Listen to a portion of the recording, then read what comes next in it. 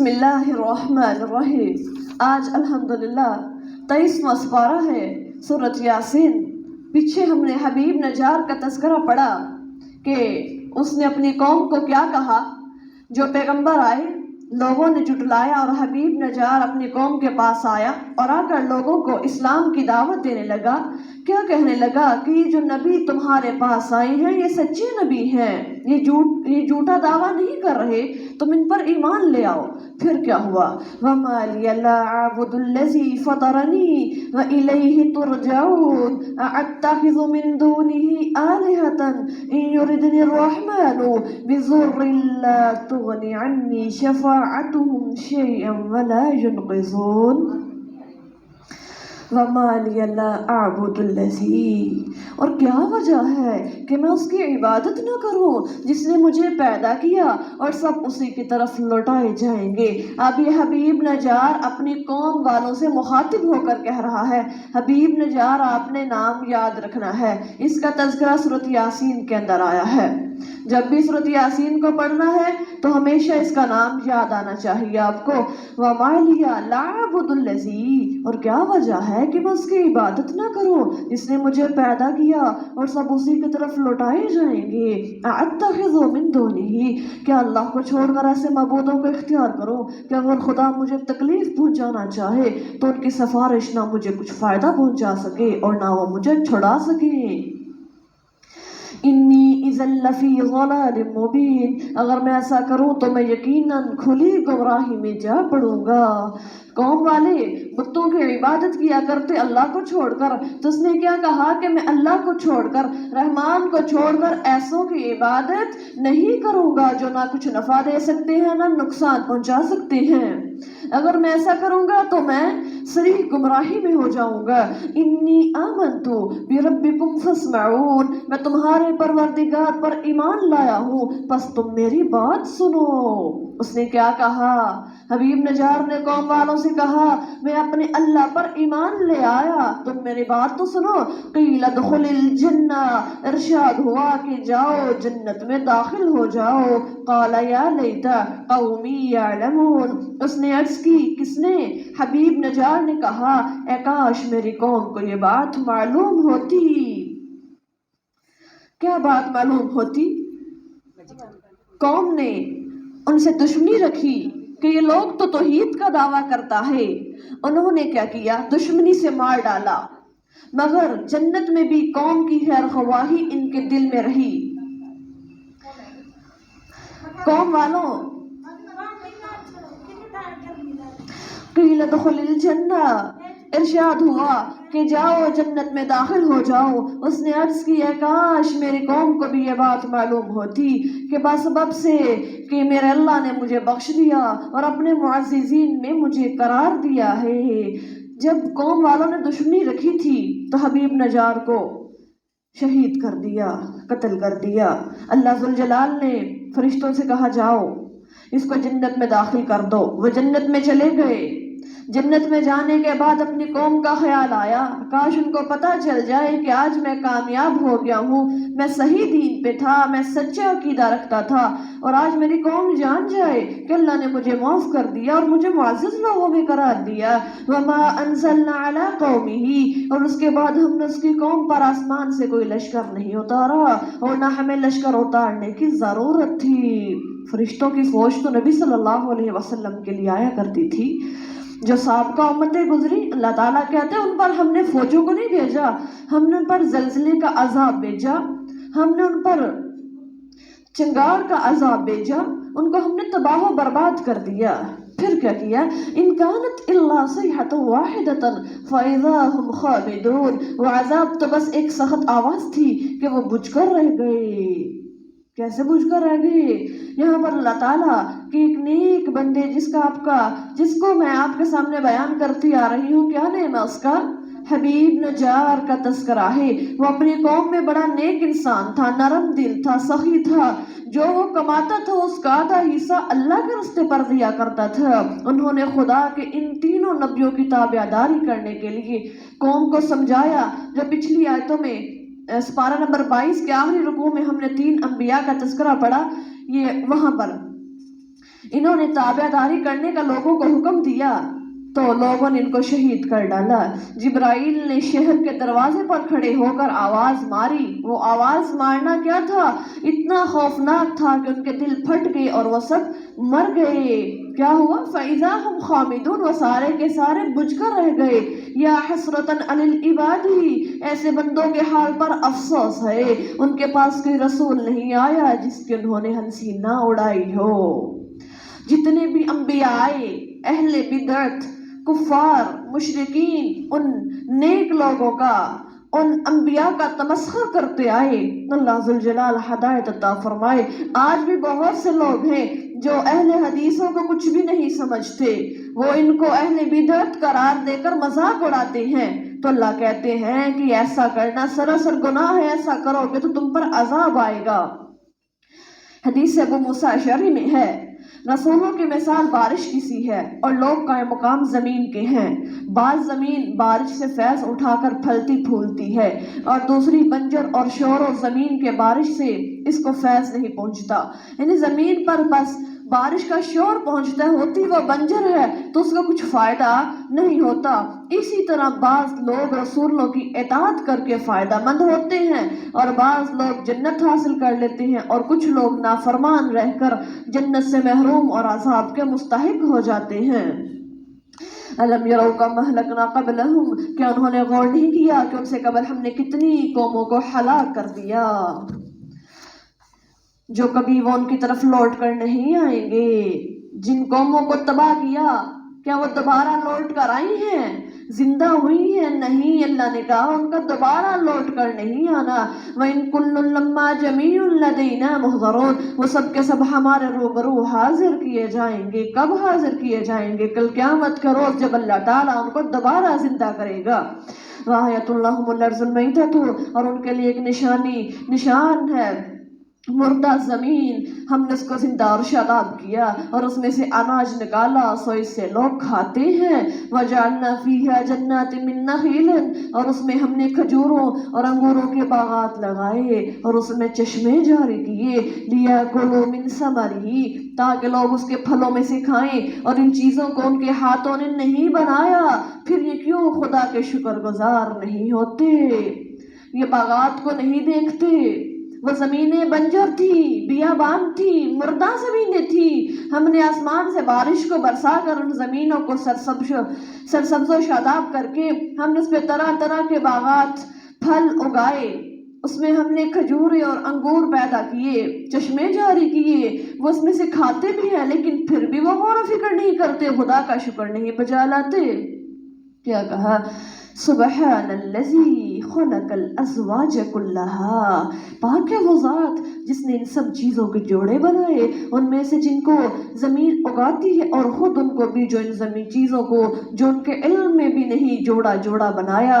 اور آج روئے زمین کے اوپر جتنی بھی مخلوقات ہیں سب جوڑا جوڑا ہے، انسان بھی جوڑا جوڑا ہے، پھل بھی، نباتات بھی، حیوانات بھی، پرند چرند، ہر چیز کا جوڑا جوڑا اللہ کہتے ہیں ہم نے پیدا فرمایا۔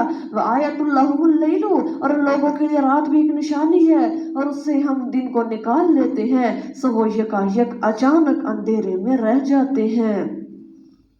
معلوم ہوا رات دن سے پہلے ہوتی ہے، رات دن سے پہلے ہوتی ہے کیونکہ رات میں سے دن کھینچ کر نکالا جاتا ہے اور اس میں ڈالا جاتا ہے، گویا رات نیام ہے اور دن تلوار ہے، رات دن سے پہلے آتا ہے۔ آتی ہے والشمس تجری لمستقر لها، اور آفتاب اپنی قرارگاہ کی طرف چلا جا رہا ہے۔ آفتاب سے مراد سورج، اور اندازہ ہے خدا کا جو ہر چیز پر غالب اور ہر چیز سے باخبر ہے۔ والقمر قدرناه منازل حتى عاد كالعرجون القديم، اور چاند کی ہم نے منزلیں مقرر کر دی یہاں تک کہ وہ کھجور کی پرانی شاخ کے مانند رہ جاتی ہے۔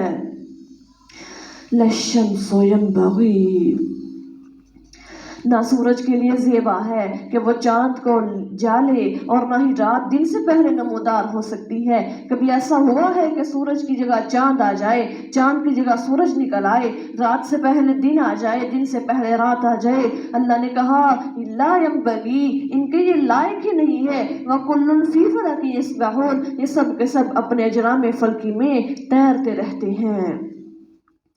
سورج پھر رہا ہے، سورج جو ہے وہ گھومتا ہے، آسمان اور زمین ساکن ہے۔ ٹھیک ہے، یہ بات آپ کے علم میں آنی چاہیے کہ سورج جو ہے وہ حرکت کرتا ہے، آسمان اور زمین ساکن ہے، یہ ٹھہرے ہوئے ہیں۔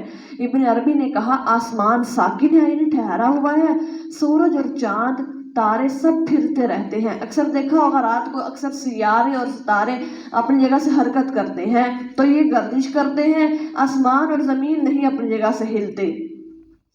فی فلک یسبحون سے مراد کیا ہے؟ یعنی ستارے، سیارے، سورج اور چاند یہ اپنے مدار میں تیرتے ہیں، زمین اور آسمان نہیں تیرتے۔ وآیۃ لہم انا حملنا ذریتہم فی الفلک المشحون، اور ان کے لیے ایک نشانی یہ ہے کہ ہم نے ان کی نسل کو نوح کی بڑی ہوئی کشتی میں سوار کر دیا۔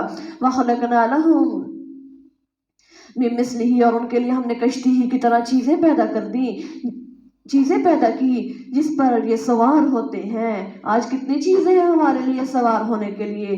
اللہ ذوالجلال نے کشتی بھی بنائی، پھر کشتی کی طرح کی اور چیزیں بھی بنائی۔ اللہ ذوالجلال کہتے تمہارے چلنے کے لیے ہم نے سواریوں کے لیے پہیے بھی پیدا کر دیے، طرح طرح کے تمہیں ہم نے سواریوں پر ہم نے تمہیں گاڑیوں کا ارینج کر کے دیا۔ وہ کیسے ہے کہ نوح علیہ السلام کی کشتی سے ہے، جو اسباب تمام قسم کے حیوانات اور جانوروں سے بری ہوئی تھی وہ کشتی، اور ذریات جو اپنے باپوں کی پشت میں تھی وہ سب اللہ تعالیٰ نے باہر نکالی۔ وَإِن نَّشَأْ نُغْرِقْهُمْ فَلَا صَرِيخَ لَهُمْ، اور اگر ہم چاہیں تو انہیں غرق کر دیں، پھر نہ ان کا کوئی فریاد رس ہوگا اور نہ چھڑائے جا سکیں گے۔ إِلَّا رَحْمَةً مِنَّا وَمَتَاعًا إِلَىٰ حِينٍ، مگر ہاں یہ ہماری مہربانی ہے اور وقت مقرر تک ان کو نفع پہنچانا ہے۔ وَإِذَا قِيلَ لَهُمُ اتَّقُوا، اور جب ان سے کہا جاتا ہے کہ تم اس سزا سے ڈرو جس سے دوچار ہو اور جو کوئی بعد میں ہوگی تاکہ تم پر رحم کیا جائے، تو یہ لوگ پرواہ نہیں کرتے۔ نہ بین ایدیکم سے مراد تمہارے آگے ہے، اس سے مراد کیا ہے؟ آخرت۔ تمہارے آگے کیا پیش آنے والی ہے؟ آخرت۔ آج دنیا میں جو عمل کرو گے کل تمہیں اس کا انجام بھگتنا پڑے گا۔ ما بین ایدیکم سے مراد آخرت مراد ہے، وما خلفکم، اور جو تمہارے پیچھے ہے اس سے مراد دنیا ہے۔ دنیا میں جو کچھ کرو گے اس کا تمہیں آگے بدلہ ملے گا۔ وَمَا تَأْتِيهِم مِّنْ آیَةٍ، اور ان کے پاس ان کے رب کی طرف سے کوئی نشانی ایسی نہیں آئی جس سے انہوں نے منہ موڑا ہو۔ اور جب ان سے کہا جاتا ہے جو کچھ اللہ نے تم کو دیا ہے اس میں سے اللہ کے راہ میں خرچ کرو، تو یہ کافر ایمان لانے والوں سے یوں کہتے ہیں کہ ہم کسی ایسے شخص کو کھانا کھلائیں جس کو خدا چاہتا تو خود کھلاتا، تم تو صریح گمراہی میں ہو۔ جب مشرکین مکہ کو کہا جاتا کہ اللہ نے تمہیں بہت زیادہ مال دیا ہے، ان فقراء صحابہ پر خرچ کرنے کے لیے کہا جاتا، مشرکین سے ہٹ کے منافق لوگوں کو کہا جاتا، تو وہ یوں جواب دیتے کہ جس کو اللہ نے بھوکا رکھا باوجود قدرت کے روزی اللہ نے خود نہیں دی، ہم کیوں دیں؟ تو اللہ تعالیٰ کی مرضی کے خلاف کرے ہم کیوں کریں؟ یہ اپنے کفر اور تمرد کی وجہ سے بطور استہزاء ایسا کہا کرتے تھے کہ ہم کیوں اپنے سے نادار لوگوں کو اپنا مال دیں، تو یہ تب تبرہ بازی کیا کرتے تھے۔ وَيَقُولُونَ مَتَىٰ هَٰذَا الْوَعْدُ، اور پوچھتے ہیں اگر تم سچے ہو تو بتاؤ کہ یہ وعدہ قیامت کب پورا ہوگا۔ مَا يَنظُرُونَ، یہ لوگ بس ایک آواز مسخط کے منتظر ہیں، یعنی ایک ایسی سخت آواز کے جن کو اچانک آ پکڑے گی، یہ لڑ جگڑ نہیں ہوں گے۔ فَلَا يَسْتَطِيعُونَ، پھر یہ نہ تو کسی کو وصیت کر سکیں گے اور نہ اپنے اہل و عیال کے ہاں لوٹ کر جا سکیں گے۔ وَنُفِخَ فِي الصُّورِ فَإِذَا هُم مِّنَ الْأَجْدَاثِ إِلَىٰ رَبِّهِمْ يَنْسِلُونَ، اور جب سور پھونکا جائے گا، یہاں پر سور سے مراد نفخہ اولا ہے جو نفخہ فضا ہے، گھبراہٹ کا ہے۔ اللہ تعالیٰ جب نفخہ فضا کو حکم دیں گے، پہلا سور جب پھونکا جائے گا تو سارے کافر اور منکرین قیامت کے آرام میں ہوں گے، وہ سارے کے سارے اپنے اپنے ہوش میں آ جائیں گے۔ پھر کیا ہوگا؟ آگے بڑھتے ہیں، پھر اس کی تفسیر آگے بڑھتے ہیں. قالوا یا ویلنا، کہیں گے ہائے محرومی، ہمیں کس نے ہماری خوابگاہوں سے جگا دیا. یہ وہی قیامت ہے جس کا وعدہ خدا رحمان نے ہم سے کیا تھا اور رسولوں نے واقعی سچ کہا تھا. بسم اللہ الرحمن الرحیم. اللہ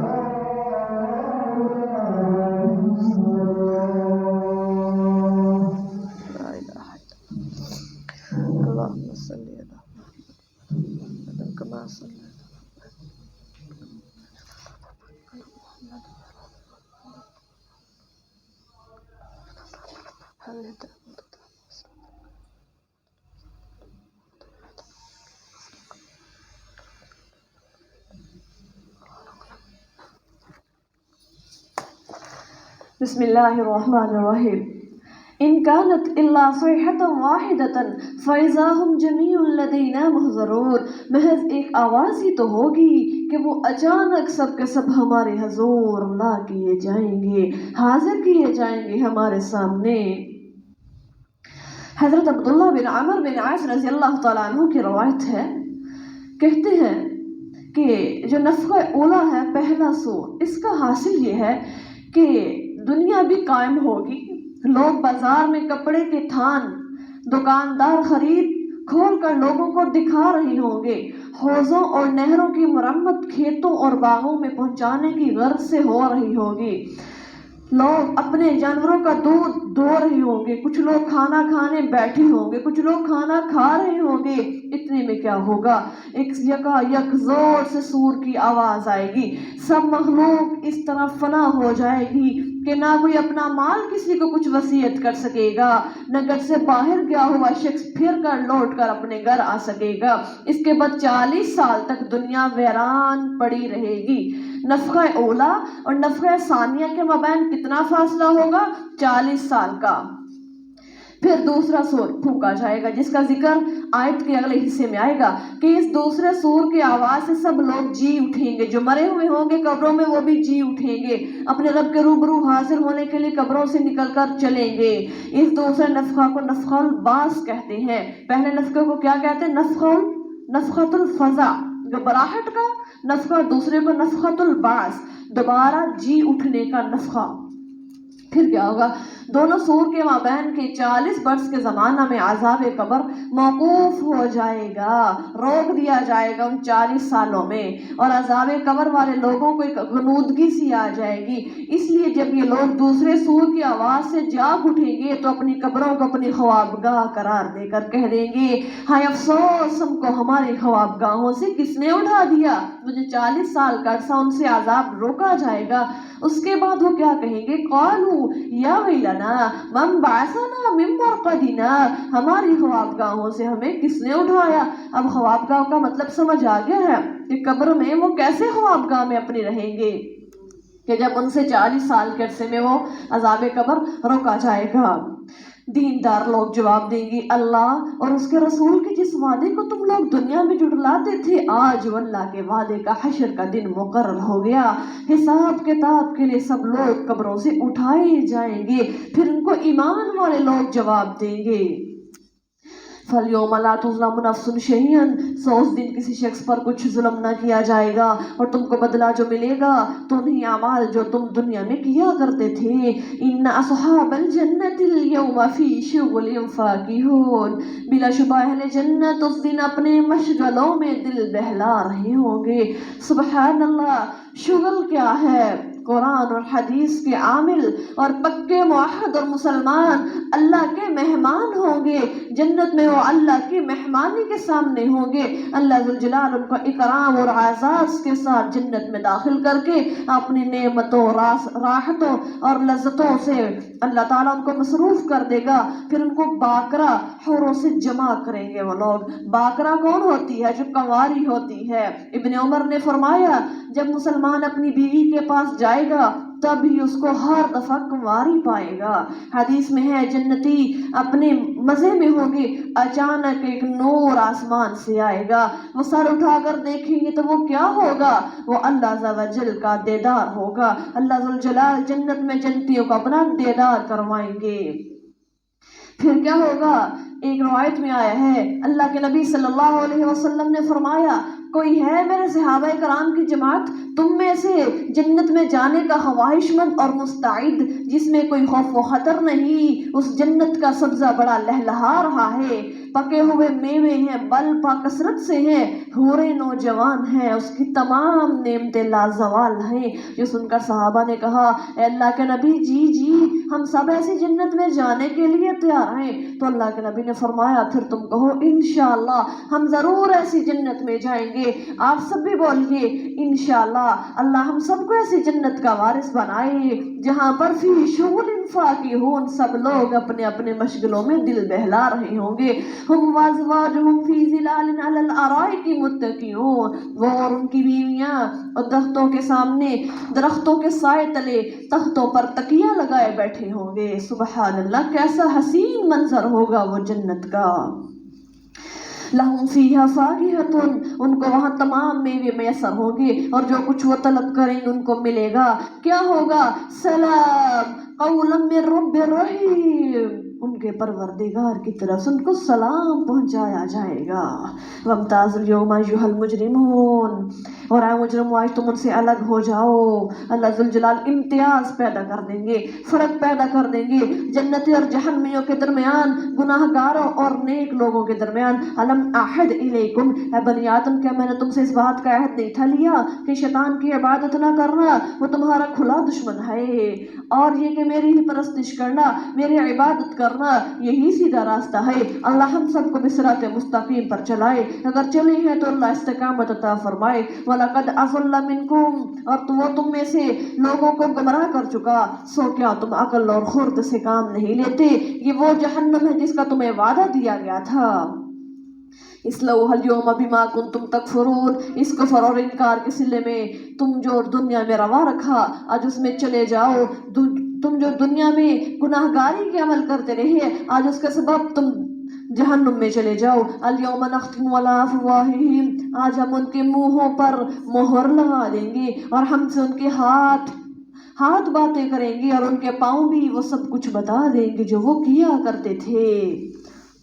حضرت انس رضی اللہ تعالیٰ عنہ سے مروی ہے کہ بندہ اپنے برے اعمال سے قیامت کے دن انکار کر دے گا، مکر جائے گا، کہے گا اللہ میں نے تو ایسا نہیں کیا۔ اللہ ذوالجلال کہیں گے تم نے ایسا نہیں کیا، تیرا جسم ہی تیرے خلاف گواہی دے گا۔ اللہ تعالیٰ اس کے منہ پر مہر لگا دیں گے، اس کے ہاتھ بولیں گے، اس کے پاؤں بولیں گے، اس کے کان بولیں گے، سارا اس کے جسم کے ایک اعضاء بول کر کہے گا۔ پھر وہ کہے گا اے جسم میں نے تو اس لیے انکار کیا کہ آج تو بچ جائے، لیکن اللہ تعالیٰ کہے گا دور ہو جاؤ، میں تمہارے بچانے کے لیے یہ سب ترغیب کرتا رہا۔ نبی صلی اللہ علیہ وسلم اس حدیث کا بیان کرتے ہوئے ہنس پڑے۔ پھر آپ نے فرمایا تم جانتے ہو میں کیوں ہنسا ہوں؟ کیوں ہنسا ہوں؟ صحابہ کرام نے پوچھا اللہ اور اللہ کے رسول زیادہ جانتے ہیں۔ فرمایا انسان کے اپنے رب سے منہ در منہ ایسا کلام کرنے پر کہ انسان اپنے رب کے سامنے کھڑا ہو کر بھی جھوٹ بول دے گا لیکن اس کے اعضاء اس کے خلاف گواہی دے دیں گے۔ اللہ ہم سب کو ایسے دن سے اللہ ہم سب کو محفوظ فرمائے، اللہ بلا حساب ہم کو جنت میں لے جائے۔ کوئی ایسی نوبت ہی نہ آئے کہ اللہ ہمارے منہوں پر مہر لگائے اور ہمارے اعضاء بول کر ہمارے خلاف گواہی دے۔ وَلَوْ نَشَاءُ لَطَمَسْنَا، اور اگر ہم چاہتے تو ان کی آنکھوں کو ضائع کر دیتے، پھر یہ اگر راستے کی طرف دوڑتے تو کیسے دیکھتے، اور اگر ہم چاہتے تو کہیں ان کی صورتیں مسخ کر دیتے، پھر یہ نہ ان سے آگے بڑھ سکتے اور نہ پیچھے ہٹ سکتے۔ یعنی اللہ ذوالجلال کہتے ہیں انہوں نے ہماری آیتوں سے آنکھیں بند کر لی، اگر ہم چاہتے تو دنیا میں ہی بطور سزا ان کی ظاہری بینائی چھین لیتے، ان کو اندھا کر دیتے، لیکن ایسا ہم نے نہیں کیا، ہم نے ان کی صورتوں کو نہیں بگاڑا۔ اگر ہم چاہتے ہم ان کو اپاہج کر دیتے، وہ کسی کام کے نہ رہتے، بلکہ آج ہم نے ان کے جوار قوا کو تندرست رکھا، ٹھیک رکھا، ہم نے ان کو مہلت دے دی، ڈھیل دے دی۔ آج قیامت کے دن وہی آنکھیں اور پاؤں، چمڑے، ان کے سارے اعضاء گواہی دیں گے کہ یہ بےہودوں نے ہم کو نالائق کاموں میں لگایا۔ یہ جسم گواہی دے گا کہ اس نافرمان جسم نے ہمیں برے کاموں میں لگا دیا۔